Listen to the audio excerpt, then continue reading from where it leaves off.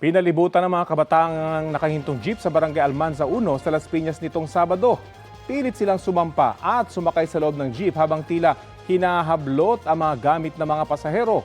Ang isa, may hawak pa umanong ice pick. Nagsagawa ng operasyon ng pulisya at iniligtas ang 7 minor de edad na edad 9 hanggang 14. Apat sa kanila ang nakita sa viral video. Dinala sila sa Las Piñas Social Welfare and Development Office. Maayos naman ang kanilang kondisyon.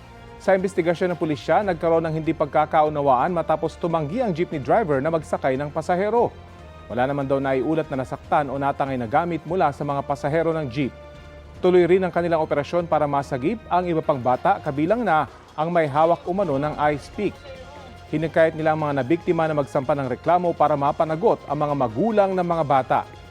Mas pinaigting naman ng Barangay Almanza 1 ang pagroronda sa kanilang lugar para matiyak na walang palaboy-laboy ng mga kabataan sa lansangan, lalo na pag 10 oras ng gabi.